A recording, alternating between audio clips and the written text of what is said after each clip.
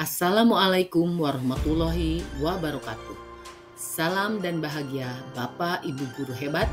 Saya Eis Ratna, calon guru penggerak angkatan 9 dari SMA Negeri 1 Cibadak, Kabupaten Lebak, Provinsi Banten.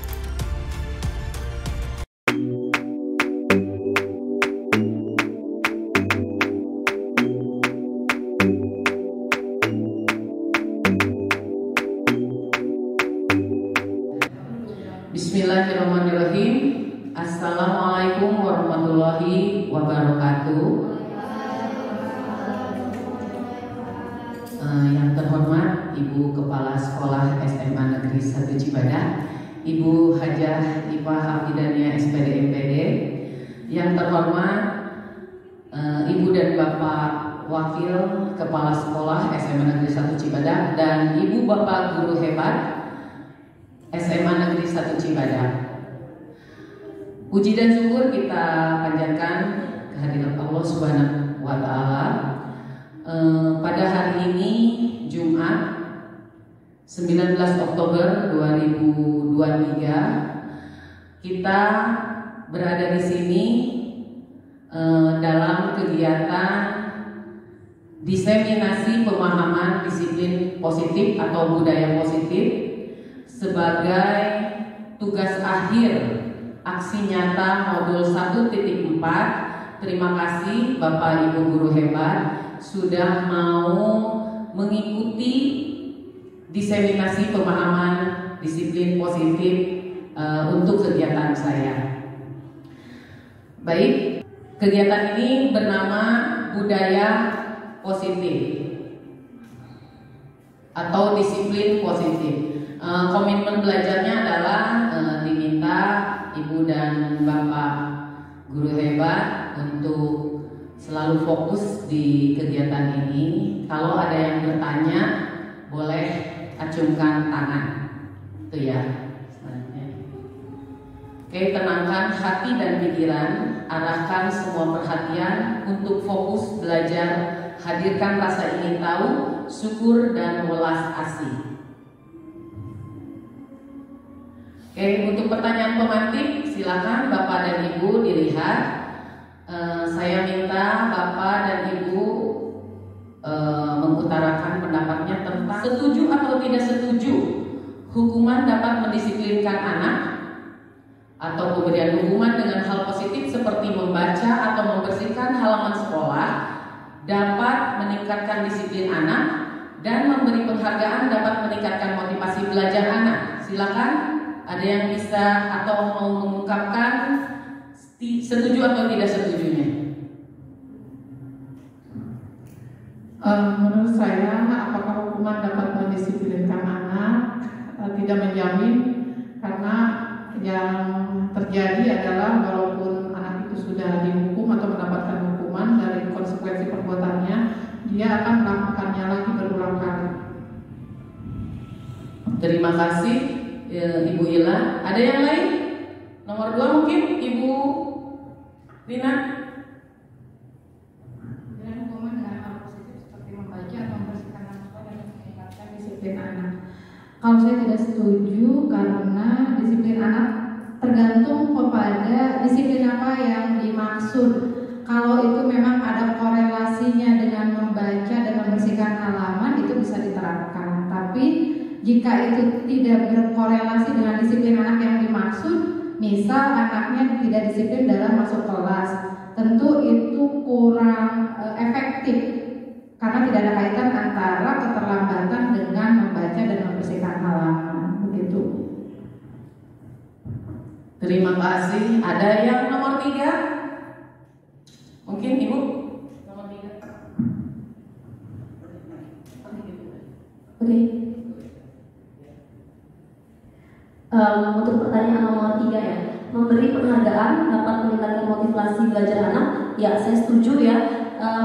Penghargaan atau berupa reward itu saya pernah dengar salah satu dosen fakultas psikologi ya di UI, beliau berkata penghargaan atau reward itu membuat jiwa anak menjadi besar, sedangkan tadi hukuman membuat jiwa anak semakin kerdil.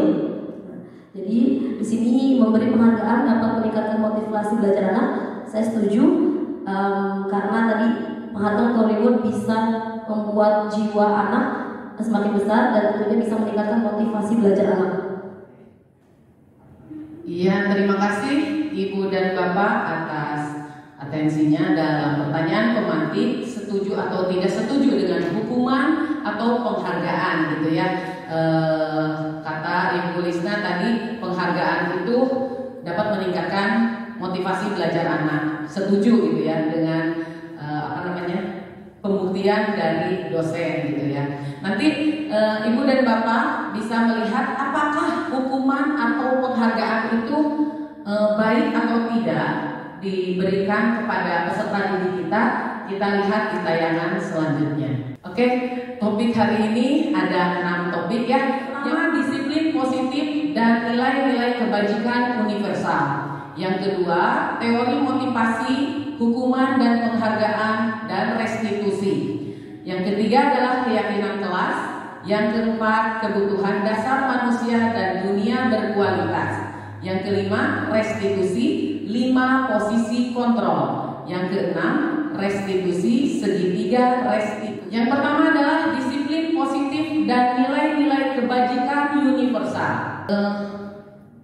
Ibu dan Bapak bisa melihat ke depan tentang perubahan paradigma kegiatan kepala tangan. Ada A dan B, Anda dan teman Anda. Sobeklah secari kertas kecil, tuliskan benda atau sesuatu yang sangat berharga untuk Anda. Letakkan di salah satu tangan Anda dan genggam benda atau sesuatu tersebut dengan segala daya. Buatlah sebuah kepalan.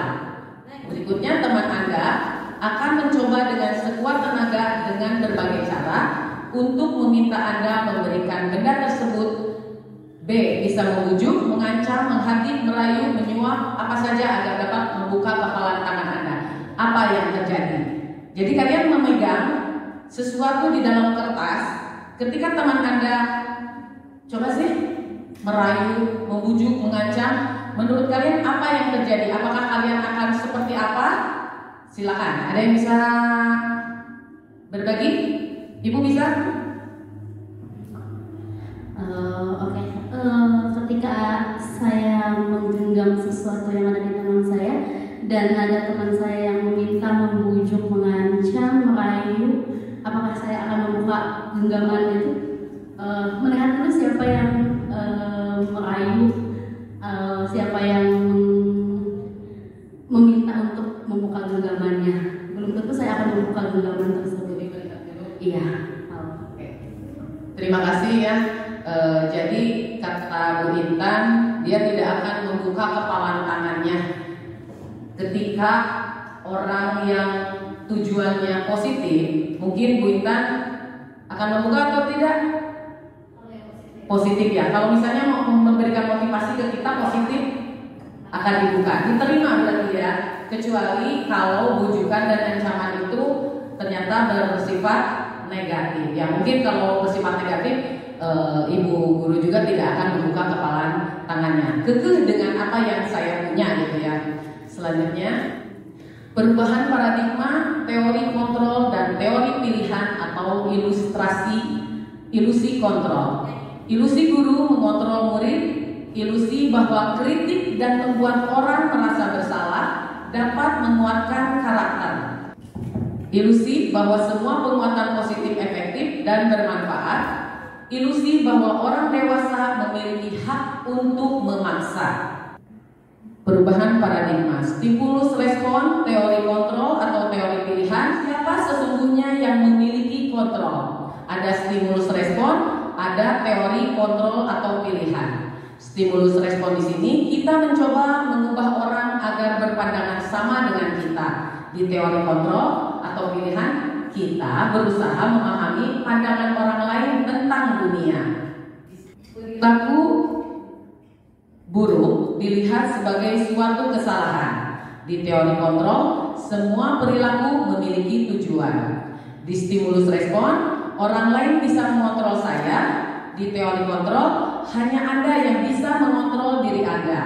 Saya bisa mengontrol orang lain, Anda tidak bisa mengontrol orang lain. pemaksaan Anda pada saat bujukan gagal, di teori kontrol, kolaborasi dan menciptakan pilihan-pilihan baru.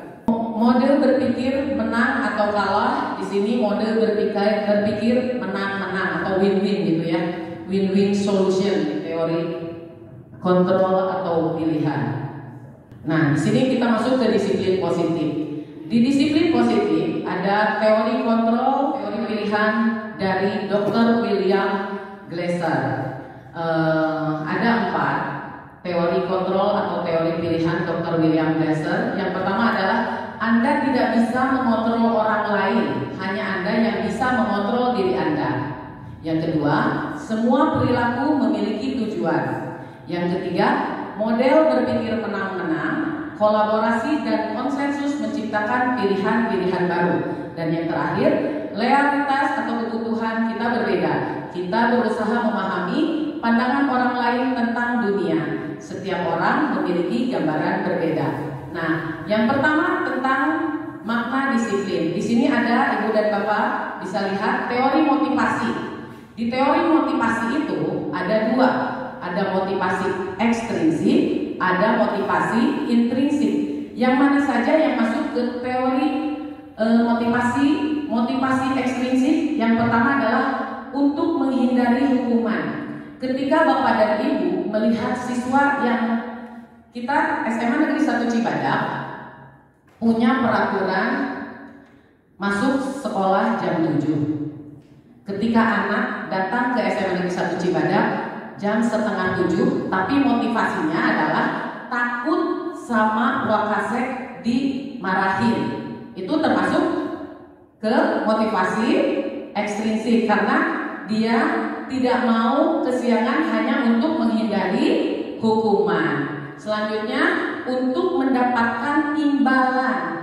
Berarti kalau untuk mendapatkan imbalan berarti yang reward tadi ya.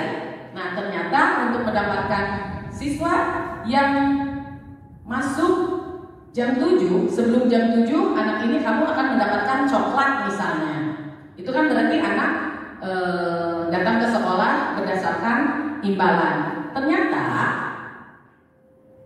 untuk menghindari hukuman dan untuk mendapatkan imbalan, teori motivasi tersebut merupakan motivasi ekstrinsik, ya. Meskipun imbalan itu memang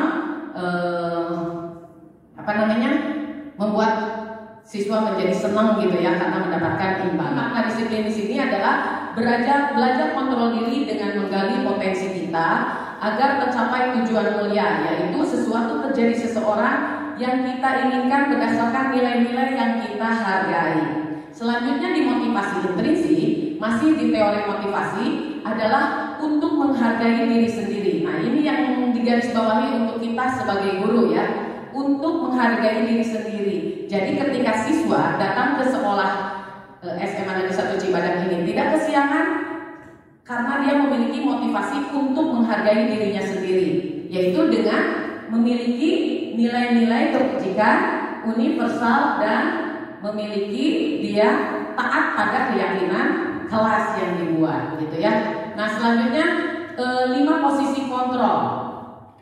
5 posisi kontrol di sini ada 5. Kira-kira Ibu dan Bapak bisa baca, ada sebagai penghukum, membuat merasa bersalah, sebagai teman, sebagai pemantau, dan sebagai manajer. Kira-kira kita sebagai guru ada di posisi mana sekarang ini? Merasa sedang ada di posisi mana? Sebagai penghukum, sebagai pembuat merasa bersalah, sebagai teman atau pemantau atau manajer? Ada yang sebagai teman. Ibu sebagai penghukum enggak? Ada yang sebagai penghukum?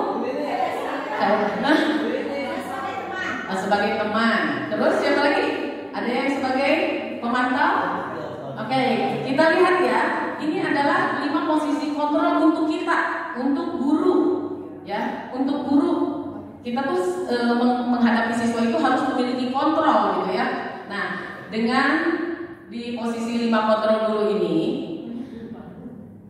yang penghukum dan pembuat merasa bersalah adalah untuk menghindari hukuman. Ya, yang seperti apa sih penghukum? Berarti sedikit-sedikit, nanti ada contohnya di sana ya, di slide berikutnya. Sedikit-sedikit kamu salah dan sebagainya gitu ya. Terus membuat merasa bersalah, akhirnya anak ini jadi sakit hati dan sebagainya. Di sini termasuk ke motivasi untuk menghindari hukuman. Selanjutnya teman-teman tadi ada yang posisi kontrolnya sebagai teman, berarti untuk mendapatkan imbalan gitu ya. Terus ada yang sebagai manajer. Nah, di sebagai manajer nanti ibu dan bapak bisa mengaplikasikannya di dalam kelas masing-masing, membuat segitiga restitusi. Pernah dengar segitiga restitusi? Pernah dengar ya? Udah dengar atau belum? Restitusi, segitiga restitusi. Jadi bapak dan ibu ternyata di dalam menyelesaikan masalah ketika ada anak yang lagi jalan buang sampah, kamu misalnya, nggak langsung begitu ya, atau ketika anak kesiangan, bolos, atau apa kesalahan-kesalahan anak tidak mematuhi keyakinan kelas, ketika itu dipanggil siswa menggunakan restitusi gitu ya, menggunakan segitiga restitusi, yaitu yang pertama menstabilkan identitas. Yang seperti apa? Nanti ada di slide selanjutnya ya. Yang kedua validasi kebutuhan dan menanyakan keyakinan. Nanti ada contohnya ya, videonya. Yang terakhir adalah 5 kebutuhan dasar manusia. Kebutuhan dasar manusia kita ya, ada yang bertahan hidup, untuk penguasaan, untuk kasih sayang dan rasa diterima, kesenangan dan kebebasan. Apa makna disiplin? Disiplin itu artinya belajar. Makna asal kata dari konotasinya dengan disiplin diri dari murid dan Socrates dan Plato ya. Disiplin diri membuat orang menggali potensinya menuju sebuah tujuan, apa yang dia hargai. Namun dalam budaya kita, makna kata disiplin telah berubah menjadi sesuatu yang dilakukan seseorang pada orang lain untuk mendapatkan kepatuhan. Kecenderungan umum adalah menghubungkan kata disiplin dengan ketidaknyamanan, bukan dengan apa yang kita hargai atau pencapaian suatu tujuan mulia.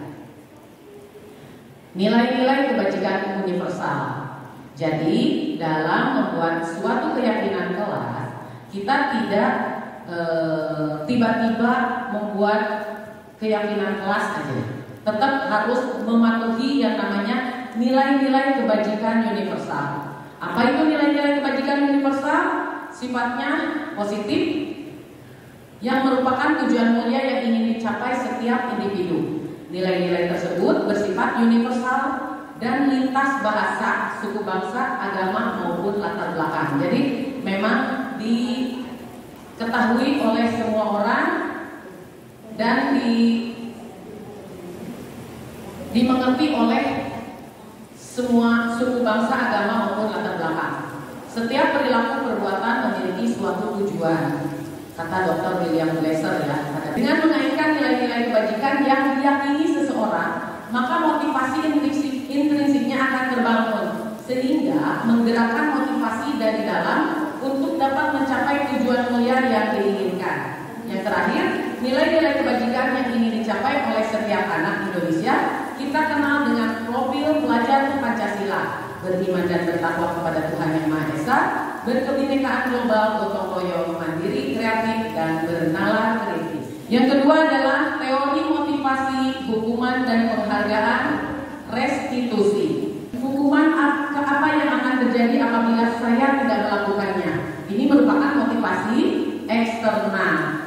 Kalau motivasi eksternal yang kedua adalah untuk mendapatkan imbalan. Yang tadi berarti ya teori motivasi yang motivasi eksternal yang untuk menghindari hukuman, dan yang kedua adalah untuk mendapatkan imbalan. Itu merupakan motivasi eksternal. Yang terakhir, kalau motivasi internal adalah tujuannya disiplin positif, adalah untuk menghargai diri sendiri. Lanjutan yang tadi. Nah, Bapak, Ibu guru hebat, menurut Ki Hajar Dewantara, merdeka itu artinya tidak hanya terlepas dari perintah, akan tetapi juga cakap membuat pemerintah diri sendiri. Jadi di kurikulum merdeka ini filosofi Ki Hajar Dewantara yang masih bisa diikuti sampai dengan meskipun perubahan zaman di abad 21. Jadi kita masih mengikuti filosofi Ki Hajar Dewantara. Penghargaan ya, dihukum oleh penghargaan.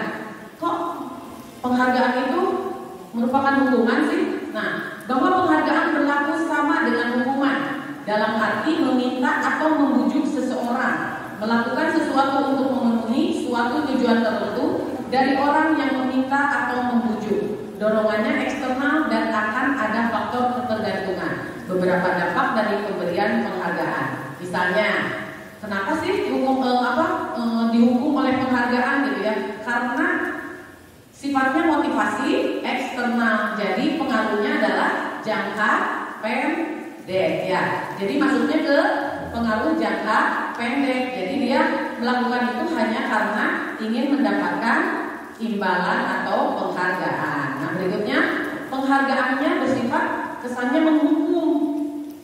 Gitu ya. Berikutnya penghargaan mengurangi ketepatan, penghargaannya tidak efektif dan penghargaan merusak hubungan. Nah, di sini di teori Dr. Gleiser tadi dihukum oleh penghargaan dengan penghargaan. Ternyata menurut Dr. Gleiser adalah mematikan kreativitas dan penghargaan mengurangi motivasi intrinsik. Jadi motivasi intrinsik yang menghargai diri sendirinya tidak ada. Oke, selanjutnya bentuk program kebajikan atau apresiasi. Dalam memberikan apresiasi atau pengakuan perlu diingat beberapa hal.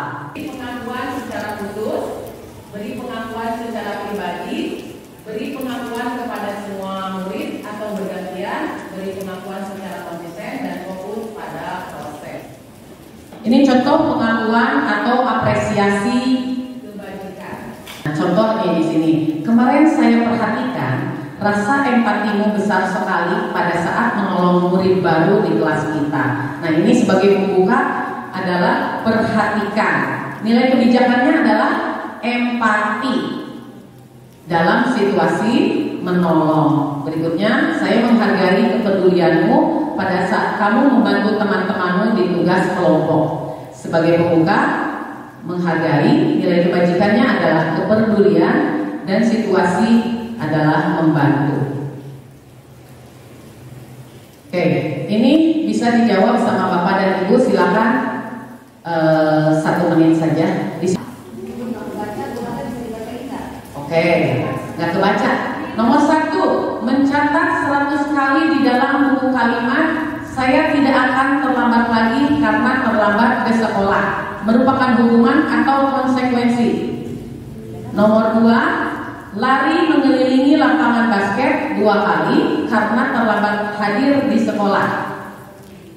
Yang ketiga, murid diminta untuk push up 15 kali karena tidak menggunakan masker ke sekolah. Yang keempat, menggantikan kertas tugas teman yang telah dicoret-coret. Yang kelima, membersihkan tumpahan air di meja tulis karena tersenggol pada saat belajar. Yang keenam, murid disuruh untuk mengenakan sepatu seharian di sekolah karena tidak mengenakan sepatu hitam. Yang terakhir, lari mengelilingi lapangan basket 2 kali karena terlambat 10 menit untuk pelajaran PJOK. Silakan 1 menit. Hukuman atau konsekuensi. Kalau udah, boleh? Coba Ibu. Udah dijawab ya? Silakan. Boleh diputarkan. Yang pertama, mencatat 100 kali di dalam buku kalimat saya tidak akan terlambat lagi karena terlambat di sekolah. Ke sekolah merupakan menurut saya itu adalah hukuman. Selanjutnya nomor 2. Melarang mengelilingi lapangan basket 2 kali karena terlambat hadir di sekolah, konsekuensi. Murid diminta untuk push up 15 kali karena tidak menggunakan masker ke sekolah, itu adalah konsekuensi.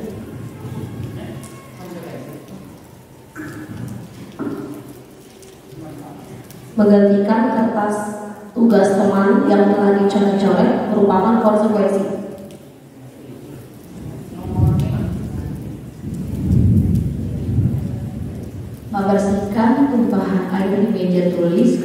sekol pada saat belajar itu termasuk konsekuensi kalau menurut saya.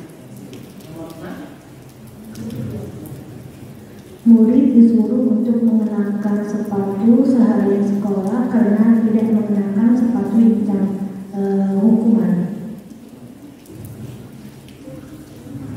Lari mengelilingi lapangan basket 2 kali karena terlambat 10 menit untuk pelajaran PJOK hukuman.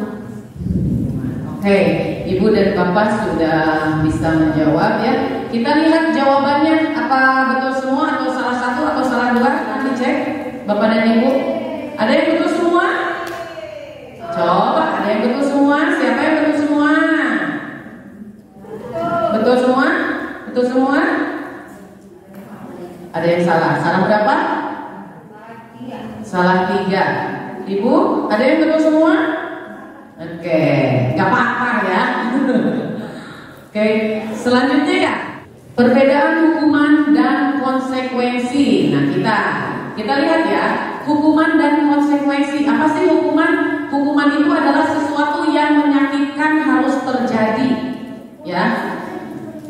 Di hukuman juga membuat anak sakit secara fisik maupun hati untuk jangka waktu lama. Ternyata dengan memberikan hukuman, anak itu sakit hati ya untuk jangka waktu yang lama, tapi kita tidak tahu. Terus anak membenci kedisiplinan. Terus anak juga akan mengalami paksaan. Berikutnya mendorong anak menyakiti dirinya sendiri. Berikutnya adalah konsep diri yang buruk. Anak belajar untuk menyembunyikan kesalahan. Anak akan menjadi marah, rasa bersalah, dipermalukan, dan merasa tidak dihargai. Sedangkan konsekuensi adalah sesuatu yang harus terjadi, membuat anak merasa tidak nyaman dalam jangka waktu pendek. Anak menghargai disiplin, stimulus dan tanggapan, mendorong anak agar mudah menyesuaikan diri. Konsep diri yang baik, anak belajar untuk mematuhi peraturan, dan kehilangan hak dibuat tidak nyaman diasingkan untuk sementara. Jadi konsekuensi ini hanya untuk sementara, seperti tadi contohnya adalah karena dia yang menumpahkan air di dalam meja temannya, dia konsekuensinya harus membersihkan meja temannya sampai bersih kembali. Itu konsekuensi. Nah, dengan begitu memang dia merasa tidak nyaman, merasa kehilangan haknya, tapi diasingkan, tapi untuk sementara ya. Jadi konsekuensi ini sifatnya adalah netral, tidak bersifat gagal atau sukses ya. Jadi konsekuensi ini sifatnya netral. Kalau hukuman masuknya ke gagal. Selanjutnya, nah yang tadi ya, yang terakhir adalah apa itu restitusi? Restitusi adalah proses menciptakan kondisi bagi murid untuk memperbaiki kesalahan mereka, sehingga mereka bisa kembali pada kelompok mereka dengan karakter lebih kuat. Restitusi juga merupakan proses kolaboratif yang mengajarkan murid untuk mencari solusi untuk mencari masalah mereka, dan membantu murid berpikir tentang orang seperti apa yang mereka ingin menjadi tujuan mulia dan bagaimana mereka harus memperlakukan orang lain. Itu menurut dosen tahun 2004. Nah, yang tadi berarti ada hukuman, ada konsekuensi, ada restitusi. Nah, kita ada di posisi yang mana, Ibu dan Bapak, ketika kita menjalankan disiplin kepada siswa kita? Di posisi yang mana? Ibu dan Bapak jangan pernah memberikan hukuman. Yang seperti apa sih hukuman? Hukuman itu sesuatu yang menyakitkan, ya, tidak nyaman. Terus korban merasa mendapatkan ketidakadilan, gitu ya. Murid akan tersakiti, perilaku pasif agresif meningkat ya. Nah, di sini Ibu dan Bapak guru hebat, hukuman merupakan identitas gagal. Jadi jangan sekali-kali kita memberikan hukuman kepada seseorang kita. Nah, kalau tadi konsekuensi, Ibu dan Bapak bisa tahu ya, konsekuensi itu sifatnya memang sementara. Sementara memang anak itu pada saat sama kita diberitahu kalau itu adalah kesalahannya, terus diselesaikan pada saat itu juga, merupakan konsekuensi ini masuk ke dalam identitas sukses meskipun kondisinya masih netral gitu ya. Nah, kalau bisa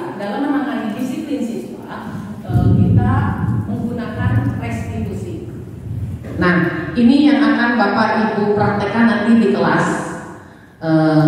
restitusi. Jadi apapun yang Bapak Ibu laksanakan dalam membuat keyakinan kelas ataupun dalam menyelesaikan peserta didik yang sering kesiangan atau bermasalah, itu menggunakan restitusi gitu ya, karena restitusi itu merupakan pilihan dan bersifat positif, merupakan identitas sukses ya. 9 ciri-ciri restitusi. Yang pertama, bukan untuk menebus kesalahan, namun untuk belajar dari kesalahan. Yang kedua, memperbaiki hubungan. Yang ketiga, tawaran bukan paksaan. Yang keempat, restitusi menuntun anak untuk melihat ke dalam diri. Yang kelima, restitusi mencari kebutuhan dasar yang mendasari tindakan. Restitusi diri adalah cara yang paling baik. Restitusi fokus pada karakter, bukan tindakan. Restitusi fokus pada solusi, dan restitusi mengembalikan murid yang berbuat salah pada kelompoknya. Yang ketiga adalah keyakinan kelas. Nih, ada yang bisa berbagi bagaimana cara ibu dan bapak selama ini membuat keyakinan kelas? Ibu kita bisa berbagi ketika ibu di kelas matematika. Apa ya? Kayak keyakinan kelas itu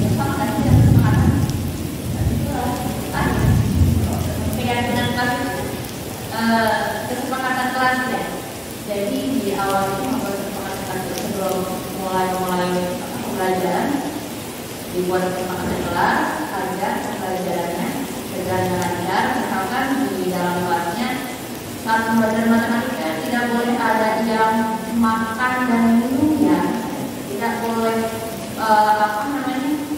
menggunakan gadget ya, kecuali ada pembelajaran yang disebutkan boleh pakai gadget, misalkan pakai aplikasi GeoGebra gitu, atau boleh menggunakan laptop pada saat ada di. Jadi menurut Bu Gita, keyakinan kelas merupakan kesepakatan kelas ya, kesepakatan kelas. Jadi di setiap mata pelajaran ada keyakinan kelas masing-masing guru ya. Jadi aturan yang harus dipatuhi sama anak supaya kelas yang ibu bapak pimpin itu bisa berjalan dengan lancar. Oke, kita lihat selanjutnya. Mengapa tidak peraturan saja? Mengapa harus keyakinan kelas? Ya. Mengapa kita memiliki peraturan harus menggunakan helm bila mengendarai kendaraan roda 2? Mengapa kita memiliki peraturan 3M, menggunakan masker, mencuci tangan, dan menjaga jarak 1,5 meter? Dan mengapa kita memiliki peraturan harus datang tepat waktu pada saat mengikuti pelatihan? Nah, untuk mengikuti motivasi intrinsik, kembali ke nilai-nilai keyakinan atau keyakinan, lebih menggerakkan seseorang dibandingkan mengikuti serangkaian peraturan. Nah, yang Bapak Ibu lihat di atas, mengapa kita memiliki peraturan? Nah, itu merupakan peraturan baku yang sudah diterapkan gitu ya. Kita hanya ikut mengikuti aja ya, tanpa kita memberikan masukan. Kenapa harus 3M, kenapa nggak 5M dan sebagainya gitu ya. Kenapa harus pakai helm? Emang nggak boleh ya pakai topi, pakai motor dan sebagainya ya. Nah, ini yang membedakan antara peraturan dan keyakinan kelas. Nanti kita lihat perbedaannya apa.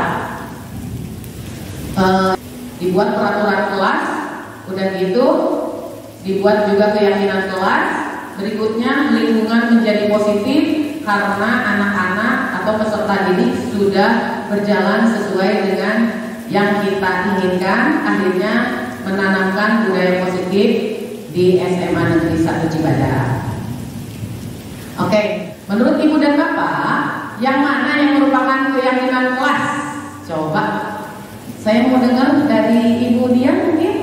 Yang kiri atau kanan? Oh, benar, boleh. Yang kiri atau kanan yang merupakan keyakinan kelas?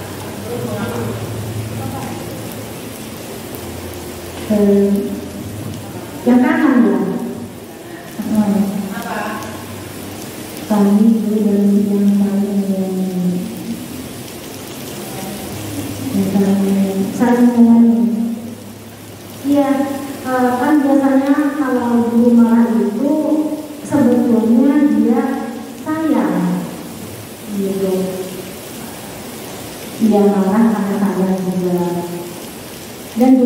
merasa anak sendiri ya, karena guru di sini kan orang tua sekolah. Terima kasih. Ya, terima kasih Bu Erma atas apresiasinya. Yang kiri apa kanan tadi? Keyakinan kelas? Yang kanan ya. Kami guru dan murid yang saling menyayangi. Nah, kalau betul ya Bu Erma, yang sebelah kanan adalah merupakan keyakinan kelas karena keyakinan kelas. Nah, keyakinan kelas itu karena dibuat sama siapa?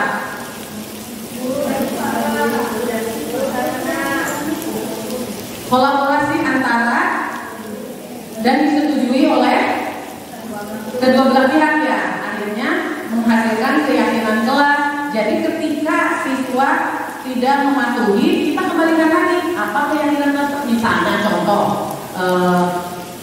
kita lagi ngajar nih ya, datang siswa itu, loh kamu udah terlambat 15 menit. Kita kembalikan lagi apa keyakinan kelas kamu, itu melalui restitusi ya. Jadi nggak boleh gini, kamu datang terlambat, lari dulu kelas keliling, nggak begitu ya, cuma merupakan hukuman. Ya, berarti harus melalui restitusi gitu ya. Restitusinya kembalikan lagi apa keyakinan kelas kamu yang kamu ketahui di kelas ibu misalnya. Terus kata siswa harus datang tepat waktu Bu, jam 7 lewat 10 masih bisa dikasih toleransi misalnya. Tapi kamu kesiangan 7.15. Kembalikan lagi ke restitusi sehingga dia sampai minta maaf gitu ya. Sehingga anak ini merasa, ditanya dulu awalnya, kenapa kesiangan? Karena saya bangun kesiangan misalnya. Terus berikutnya dia merasa bersalah gitu ya. Pembuat merasa bersalah, dia akan mengutarakan alasannya saya memang main di gadget sampai malam, akhirnya saya jadi bangun kesiangan. Apa keyakinan kelas kamu gitu ya? Nah, ditanyakan lagi. Nah, itu merupakan contoh di kegiatan pendalaman keyakinan kelas. Ada tabel T dan Y. Ya, ada tabel T dan Y. Ini bentuknya T. Ini bentuknya T. Format bekerja, diterima dan dimiliki. Y bentuknya terdengar, terlihat, berperilaku gitu ya. Jadi ternyata untuk membuat keyakinan kelas yang utama, kalau bikin keyakinan kelas bikin aja ya, ternyata memang harus menggunakan tabel T dan Y. Hormat, kami meyakini bahwa sangat penting untuk menghormati semua orang dan barang milik orang lain misalnya. Terus untuk bekerja dan selanjutnya diterima dan dimiliki. Seperti itu ya. Jadi kita nanti dalam membuat keyakinan kelas kita menggunakan tabel T dan Y. Ya, jadi di tabel T ini perilaku yang diinginkan. Yang ini adalah perilaku yang diinginkan, yang ini perilaku yang tidak diinginkan. Jadi memang menggunakan tabel ya. Contohnya adalah nih, rasa hormat. Tampak seperti yang tabel T ya. Ini tabel T. Hormat contohnya. Tampak seperti datang tepat waktu, yang tidak tampak seperti sering hadir terlambat. Yang berikutnya menyapa teman dan guru setiap hari, mengembalikan barang-barang yang telah dipinjam dan mengucapkan terima kasih. Berikutnya taat kepada teman dan guru, tidak mengembalikan barang yang telah dipinjam dan mengucapkan. Ini contohnya ya, contoh hormat. Hormat di tabel T dan Y. Terdengar, satu orang berbicara, yuk saya bantu, begitulah ya. Selanjutnya di tabel selanjutnya, yang Y. Nah, oke, jangan pilih. Silakan Ibu dan Bapak diisi. Keyakinan kelas, tahu jawabannya kan ya? Keyakinan kelas itu misalnya selalu kembalikan buku ke tempatnya. Menurut Bapak dan Ibu itu merupakan kedisiplinan misalnya. Nah, itu adalah keyakinan kelas. Silakan diisi Ibu dan Bapak. Menurut menggunakan nilai-nilai kebajikan. Pokoknya keyakinan kelas itu menggunakan nilai-nilai kebajikan. Nah, langsung aja dijawab ya. Atau diisi dulu, nanti pengen tahu siapa yang betul semua. nilai keyakinannya apa? Misalnya contoh ya, nomor 1, selalu kembalikan buku ke tempatnya, berarti keyakinan kelasnya adalah disiplin, gitu. Ayo, silakan. Nomor 1 dulu deh. Nomor 1 silakan, Bu Andri. Selalu mengembalikan buku ke tempatnya, itu disiplin. Yang kedua, dilarang mengganggu orang lain, berarti kasih sayang. Oke, selanjutnya nomor 3, Ibu Yeni. Kita baca aja. Oke, selanjutnya boleh? Siapa lagi? Nomor 3. Hadir di sekolah 15 menit sebelum pembelajaran dimulai, disiplin. Dilarang melakukan kekerasan,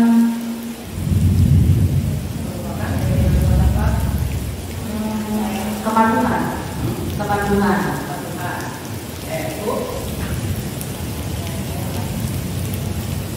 Dilarang menggunakan narkoba.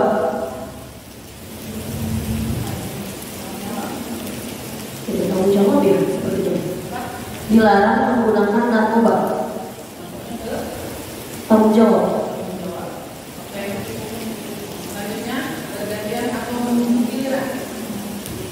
Kalau pergantian atau menunggu giliran itu keyakinan kelas masuk ke kedisiplinan mungkin ya, disiplin dalam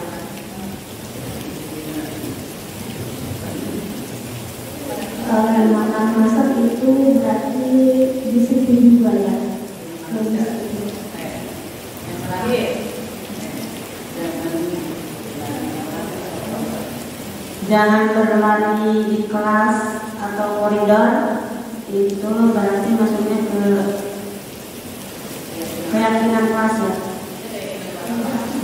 disiplin. Oke, terima kasih Bapak Ibu guru hebat. Oke, kita lihat ada yang betul semua nggak? Jawabannya adalah selalu kembalikan buku ke tempatnya merupakan keyakinan kelas, tanggung jawab. Dilarang mengganggu orang lain, menghormati orang lain. Hadir di sekolah 15 menit sebelum pembelajaran dimulai merupakan menghormati orang lain atau komitmen. Dilarang melakukan kekerasan adalah keselamatan atau menghormati orang lain. Dilarang menggunakan narkoba adalah kesehatan. Bergantian atau menunggu giliran, menghormati orang lain, bersabar. Gunakan masker, kesehatan dan keselamatan. Jangan berlari di kelas atau koridor, merupakan keselamatan dan keamanan. Ada yang betul semua? Ada ya. Oke, terima kasih. Tepuk tangan dong. Yang keempat nih. 4. Kebutuhan dasar manusia dan dunia berkualitas. Kebutuhan dasar manusia ada 5 ya. Tadi yang pertama adalah untuk bertahan hidup, ya, bertahan hidup. Yang kedua adalah kasih sayang dan rasa diterima. Yang ketiga adalah penguasaan. Yang keempat kebebasan dan yang kelima kesenangan. Kita lewat aja ya kebutuhan dasar manusia. Yang kelima, nih kita nih posisi kontrol guru ada 5. Yang pertama adalah nih 5 posisi kontrol guru. Kita ada di posisi mana tadi? Banyak yang sebagai teman ya. Nah ada 5. Yang pertama adalah penghukum. Yang kedua adalah pembuat merasa bersalah. Ya. Nah penghukum dan pembuat merasa bersalah itu merupakan identitas gagal kontrol dari luar. Sebaiknya hindari hukuman. Jadi Bapak dan Ibu ini adalah contoh bahasa yang digunakan untuk siswa kita. Guru berkata, kalau kamu tidak melakukannya, awas ya, rasakan. Nah itu merupakan hukuman ya. Contoh pembuat merasa bersalah. Kamu seharusnya atau kamu sudah tahu ibu telah hafal sekali mengatakannya. Ibu stres gitu ya. Nah itu kalau kita menyatakan itu kepada siswa, akhirnya siswa akan merasa bersalah yang membuat dia merasa menjadi seorang yang gagal. Itu akan menyakitkan hatinya Ibu dan Bapak ya dalam jangka waktu lama, meskipun kita tidak tahu kadang-kadang anak itu sakit atau enggak atas perkataan kita. Yang ketiga adalah posisi kontrol yang ketiga adalah sebagai teman. Ya, sebagai teman, contohnya adalah ayolah lakukan demi ibu, gitu ya. Masa kamu tidak mau? Ingat tidak ada ibu, ingat tidak ibu pernah bantu kamu, gitu ya. Itu kan sebagai teman ya.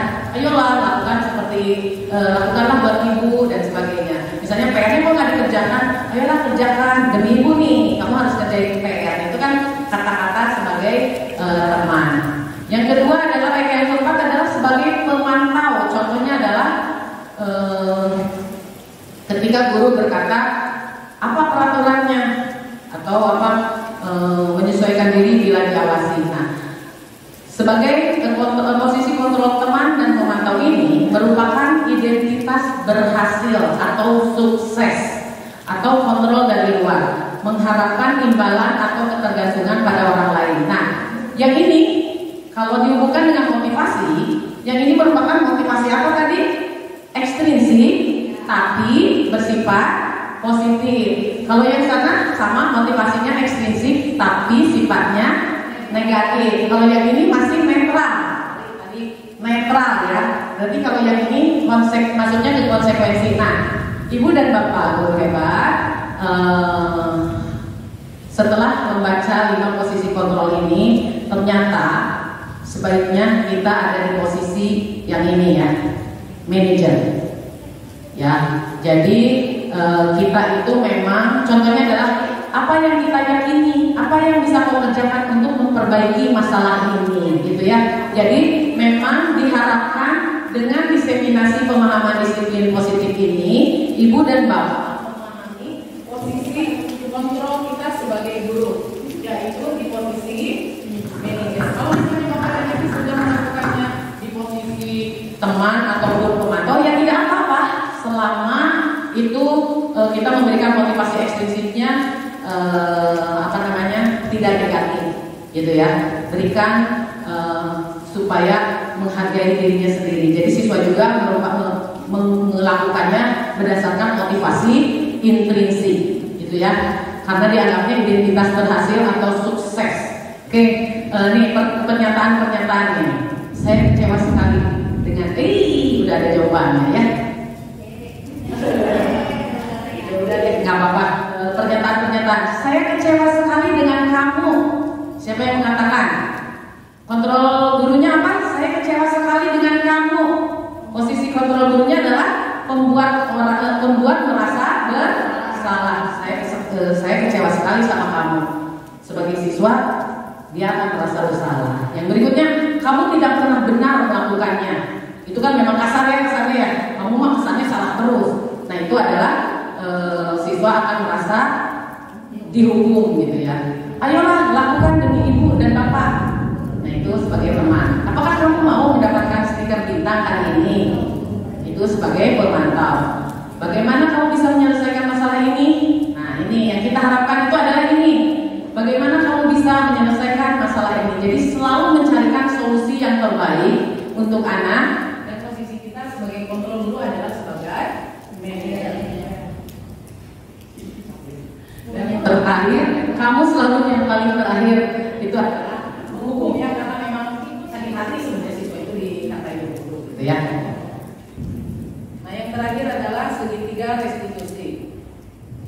Yang terakhir adalah segitiga restitusi yang keenam. Oke.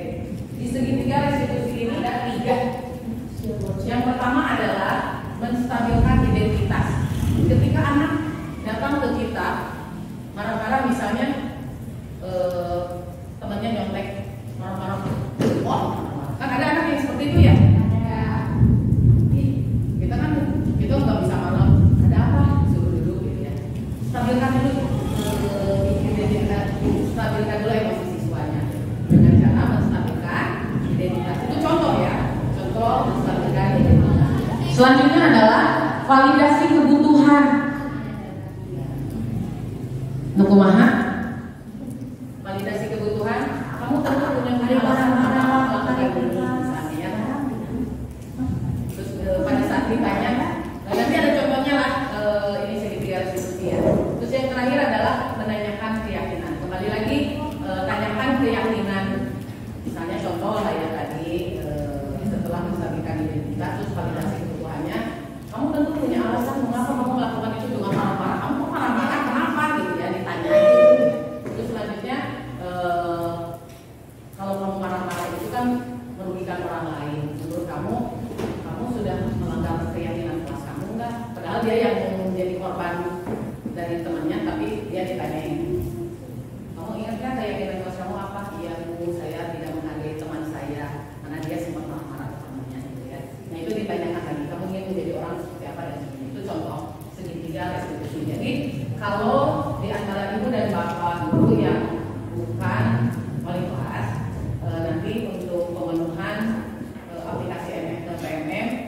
bisa menggunakan segitiga restitusi ya dalam menyelesaikan masalah. Misalnya contoh anak yang datang ke jangan atau anak membuang sampah, apalagi sih peraturan-peraturan yang dilanggar sama anak gitu ya. Kalau yang wali kelas bolehlah bikin keyakinan kelas. Nah, jangan lupa dalam membuat keyakinan kelas, ibu dan bapak selalu sertakan yang namanya nilai-nilai kebajikan. Ya, nilai-nilai kebajikan itu yang seperti tadi, yang selalu tidak memberikan, maksudnya tidak memberikan pernyataan negatif. Misalnya tidak boleh kesiangan. Jangan sampai begitu kata-katanya. Tapi apa? Kira-kira tepat waktu. Tidak boleh membuang sampah misalnya. Nah, jadi jangan seperti itu ya. Kita ubah keyakinan kelas kita itu menggunakan nilai-nilai kebajikan yang nilai positif, gitu kan. Nah, kalau dalam membuat segitiga restitusi, dibuat menstabilkan identitasnya, kata-katanya seperti apa, terus validasi kebutuhannya seperti apa, dan tanyakan keyakinannya seperti apa, gitu ya. Itu ada contoh-contohnya bahasa yang digunakan. Nah, ini uraian dari menstabilkan identitas untuk membuat anak yang merasa gagal karena berbuat salah menjadi positif terhadap dirinya. Guru berkata, berbuat salah itu hal yang manusiawi, tidak ada manusia yang sempurna. Bapak ibu juga, kalau bapak dan ibu juga buat salah, kita pasti bisa menyelesaikan permasalahan ini. Ya, jadi di menstabilkan identitas saya kebetulan sudah membuat dengan kata-kata yang ngikutin dari sini, gitu ya, membuat contoh segitiga restitusi. Tapi kalau misalnya ibu dan bapak, saya yakin punya bahasa sendiri lah ya, punya bahasa sendiri dalam menyelesaikan masalah. Kalau menurut ibu dan bapak menstabilkan identitas itu menggunakan kata-kata yang seperti ini kan termasuk menstabilkan emosi anak misalnya. Yuk kita duduk dulu, kita bicarakan sama-sama dan sebagainya. Itu bahasa yang digunakan ibu dan bapak, boleh kan? Nah, dalam membuat segitiga restitusi. Dalam menstabilkan ini kedua adalah validasi kebutuhan. Jadi ditanya dulu apa sih yang membuat apa yang membuat kamu seperti ini? Alasannya apa sih yang membuat kamu? Misalnya contohnya tadi saya mengebrak meja tuh, habis kesel. Si ini. Nah, gurunya ditanya pasti kamu punya alasan kenapa mengebrak. Iya, kok habis kesel gini. Gitu. Nah, itu validasi kebutuhan. Itu contoh validasi kebutuhan. Ya. Yang terakhir adalah menanyakan keyakinan. Kan beberapa media juga itu kan nggak bagus ya teman-teman sendiri. Ketika itu guru boleh menanyakan apa sih keyakinan kelas kamu yang kamu langgar. Kamu sadar nggak itu kamu langgarnya? Bu, saya tidak menghargai teman sendiri. Seperti itu ya.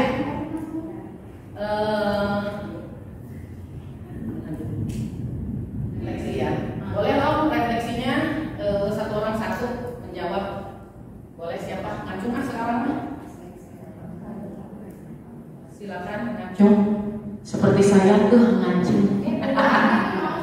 Oke, dari ibu ini. Oh, iya ada. Oke. Nggak ada.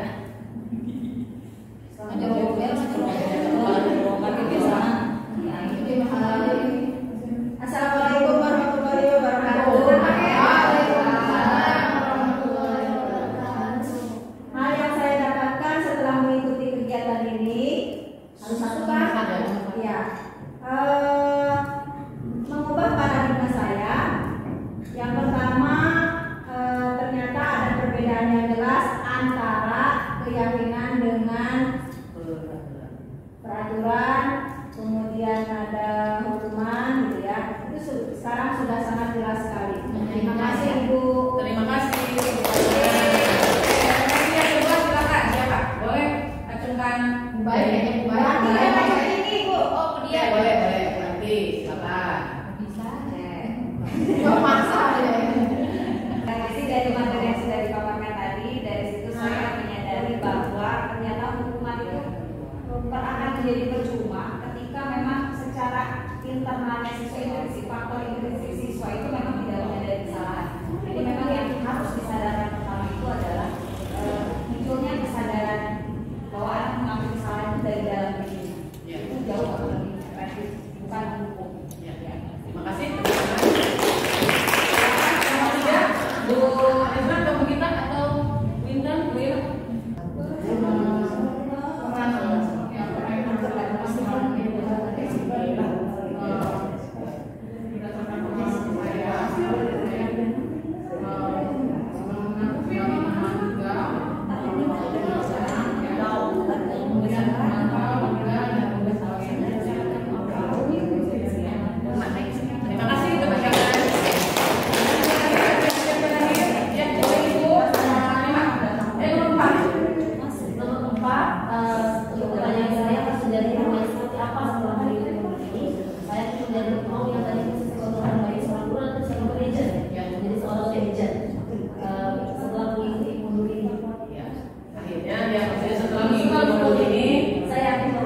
Mudah-mudahan semuanya ya.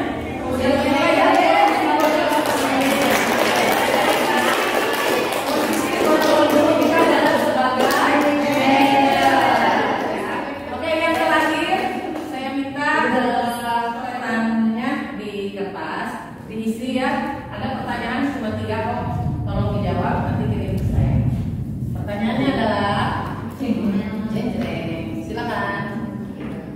Apakah penggunaan segitiga restitusi pada posisi kontrol hukum dapat dilakukan? Kalau udah boleh dikedepanin balapan.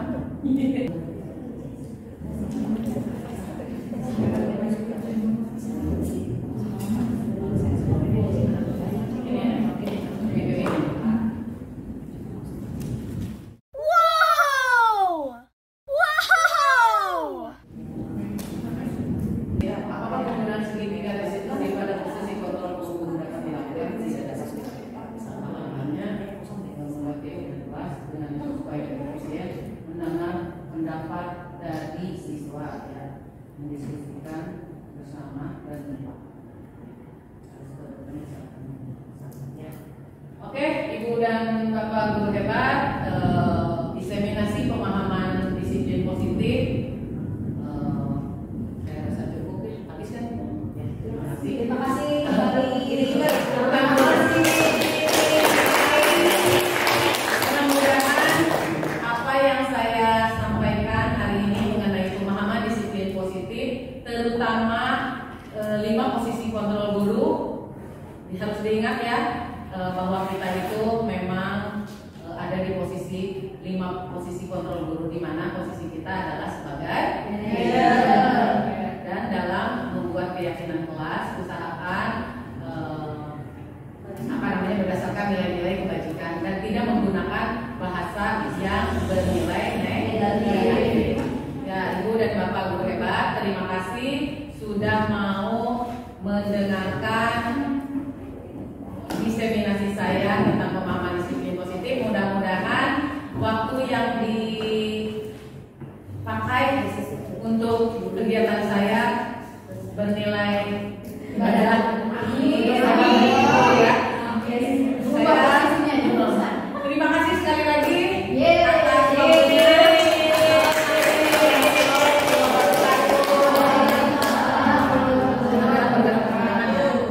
Salam guru penggerak, tergerak, bergerak, menggerakkan. Terima kasih.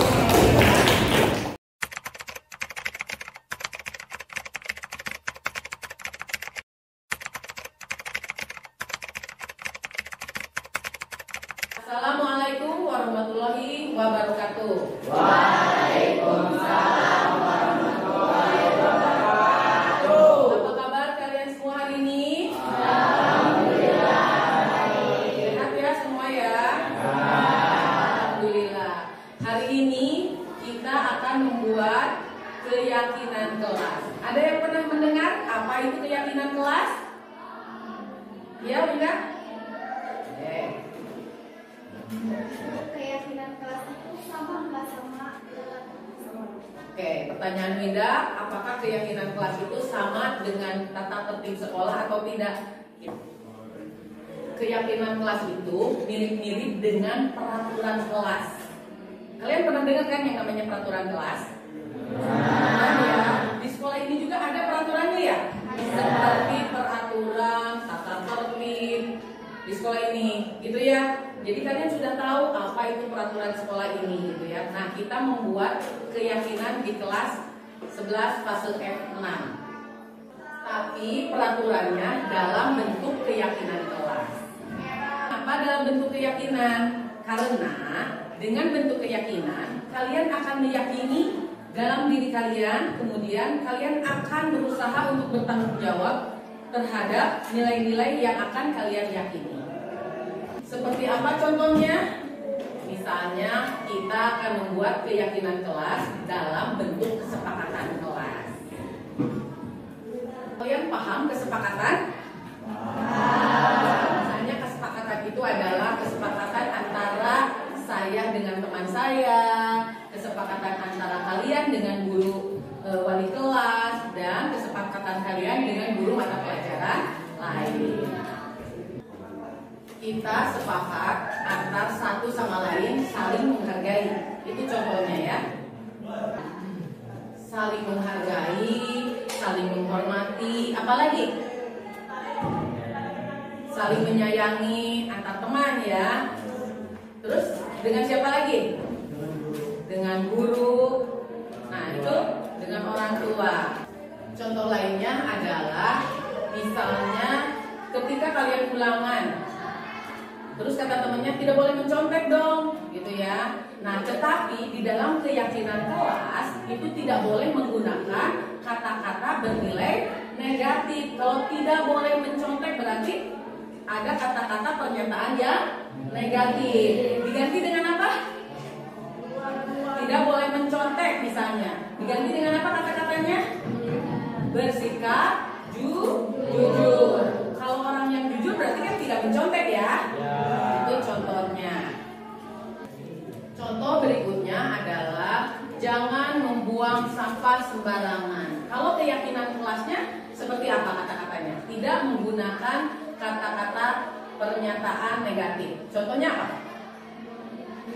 Buanglah sampah pada tempatnya. Apalagi? Tidak boleh mencontek, berarti harus bersikap jujur. Jadi kesimpulannya dalam membuat keyakinan kelas, kalian usahakan kata-katanya menggunakan pernyataan yang positif. Oke? Paham? Oke, dalam positif. Nanti kalian akan ibu bagikan masing-masing satu lembar ya. Nanti kalau sudah selesai, tempelkan di depan kalian hasilnya ya. Gunakan kata-kata yang pernyataan yang positif. Silakan buat keyakinan kelas masing-masing. Masing-masing satu aja.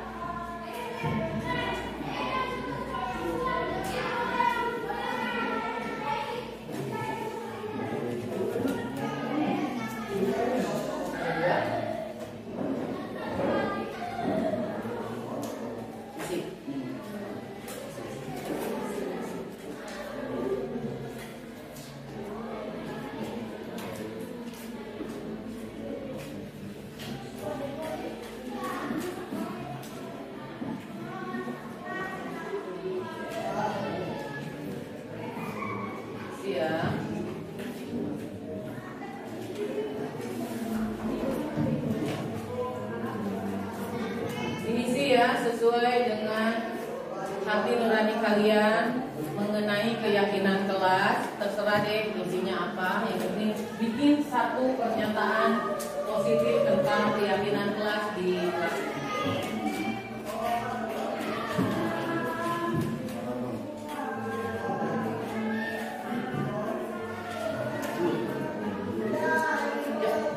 Silakan diisi. Yang udah boleh dipasang di sini, ditempelkan.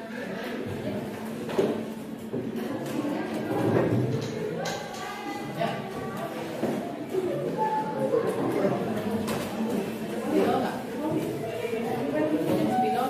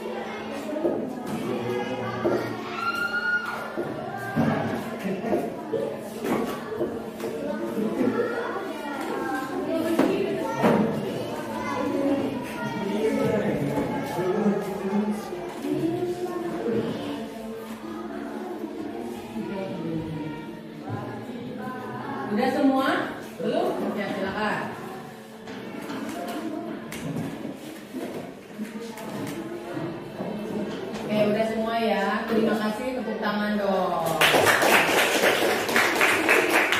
Ini adalah hasil kesepakatan kalian untuk kelas ini ya. Kalau ada pernyataan yang mendobel atau yang sama antara sifat yang satu dengan yang lainnya, Ibu pilihkan salah satunya ya. Oke, silakan, ada yang nulis di sini nih? Ada yang nulis nih? Di sini ya. Kita ambil yang sama, kita ambil satu. Yang pertama nih, ini sama sama yang tuh, yang ini.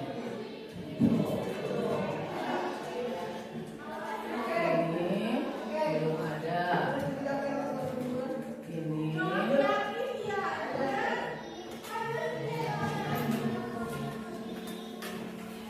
Ini sama.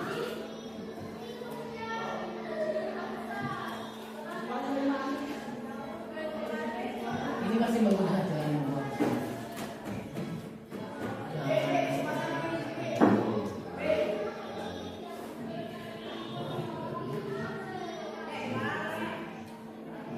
Ini tepat waktu dengan ini sama ya, mirip.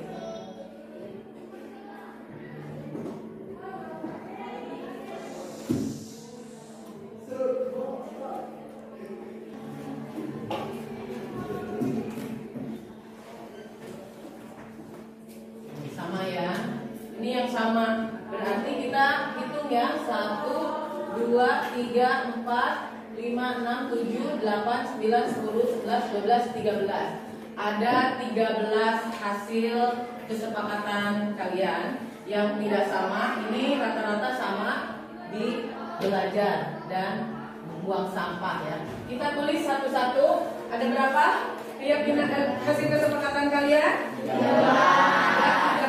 keyakinan kelas. Kita bacakan satu-satu. Yang pertama adalah berkolaborasi. Apa itu berkolaborasi?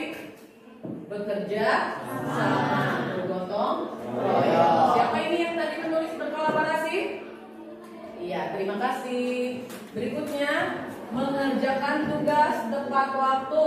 Berarti kalau kalian punya tugas dari guru mata pelajaran, kerjakan tepat waktu. Yang ketiga, mengikuti pelajaran dari awal sampai jam terakhir. Jadi dimulai dari jam 7 sampai dengan jam 16.00. Berarti kalian harus mengikuti pelajaran dari awal sampai jam terakhir. Berikutnya, berdisiplin dalam belajar. Disiplin dalam belajar ya, konsekuen dalam belajar.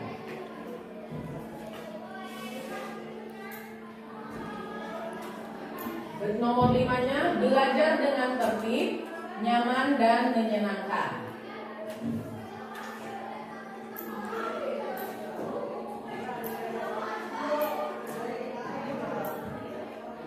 Yang keenam,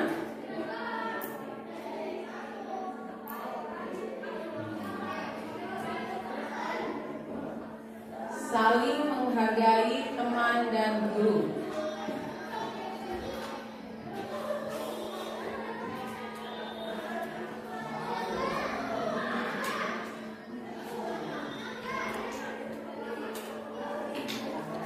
Belajar yang rajin.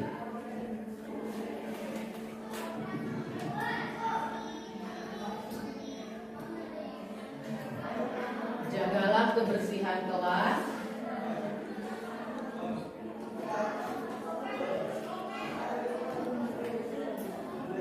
Buang sampah pada tempatnya.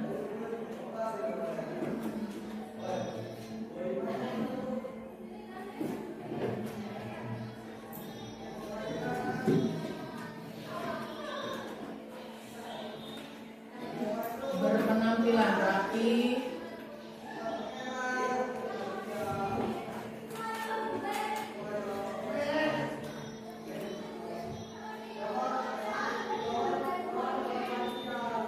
Tetap jaga kebersihan, sopan santun.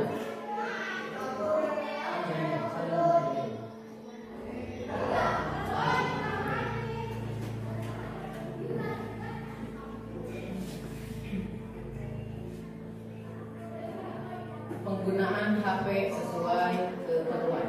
Coba ada anak laki-laki yang membacakan dengan kencang, berdiri di sini. Bacakan.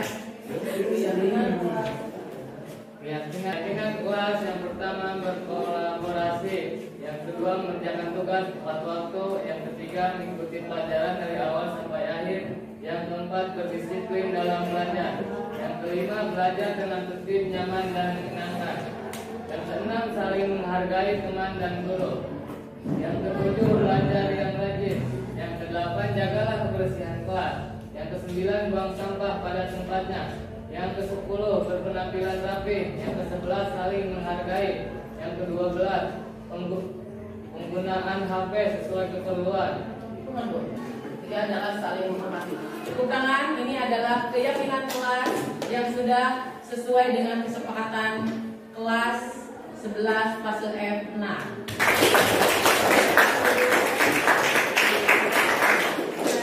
Dan terbentuklah keyakinan kelas 11 fase F6 ada 13. Yang pertama adalah berkolaborasi, yang kedua mengerjakan tugas tepat waktu, yang ketiga mengikuti pelajaran dari awal sampai akhir, yang keempat berdisiplin dalam belajar, kelima belajar dengan tertib, nyaman dan menyenangkan, 6 saling menghargai teman dan guru, belajar yang rajin, yang ke-8 jagalah kebersihan kelas, yang ke-9 buang sampah pada tempatnya, ke-10 berpenampilan rapi, yang ke-11 saling menghargai, yang ke-12 penggunaan HP sesuai keperluan, yang ke-13 adalah saling menghormati.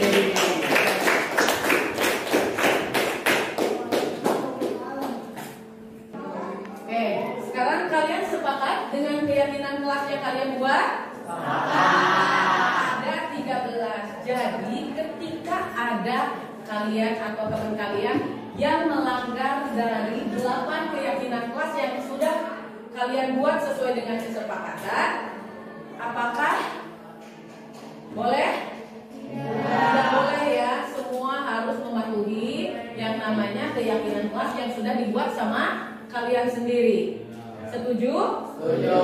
Mudah-mudahan apa yang dibuat menjadi keyakinan kelas ini membuat setiap anak menjadi memiliki tanggung jawab dan memiliki nilai-nilai karakter yang semakin baik lagi. Sebagai tanda keyakinan kelas kita sudah dibuat, Ibu minta nanti satu orang ke depan untuk menandatangani keyakinan kelas yang sudah Ibu buat ya, dalam bentuk penanda tanganan, nama dan tanda tangan. Nanti ke depan secara bergantian menuju ke tempat duduk Ibu ya. Bawa pulpennya. Ya, silakan dari ujung sini, silakan.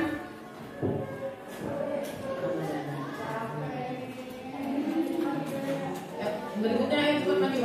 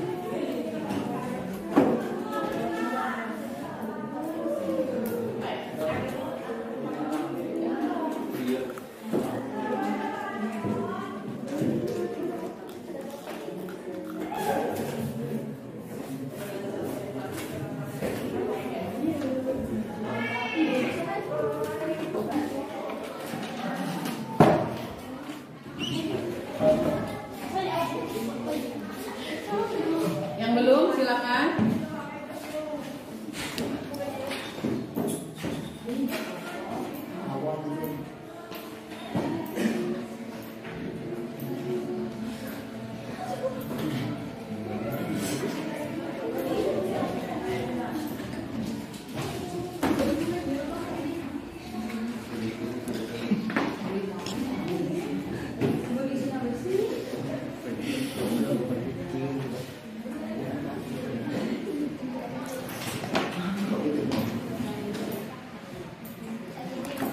Siapa lagi? Udah semua?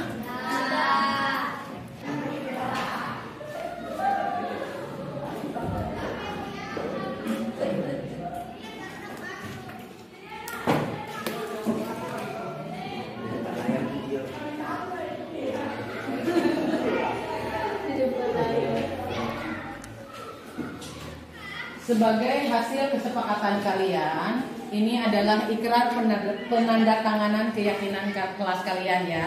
Sudah ditandatangani oleh penduduk warga kelas 11 fase F6. Terima kasih.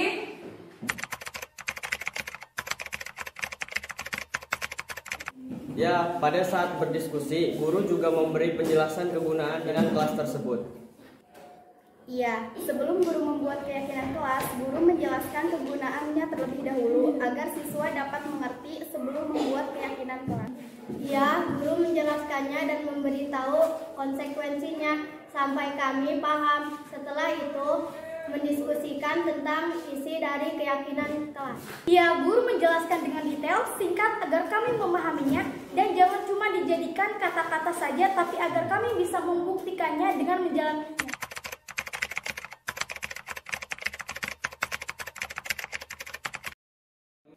Ya, pada saat berdiskusi, guru juga memberi penjelasan kegunaan dari keyakinan kelas tersebut.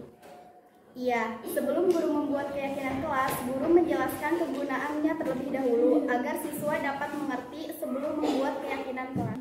Iya, guru menjelaskannya dan memberitahu konsekuensinya sampai kami paham. Setelah itu, mendiskusikan tentang isi dari keyakinan kelas. Iya, guru menjelaskan dengan detail, singkat agar kami memahaminya dan jangan cuma dijadikan kata-kata saja, tapi agar kami bisa membuktikannya dengan menjalankannya.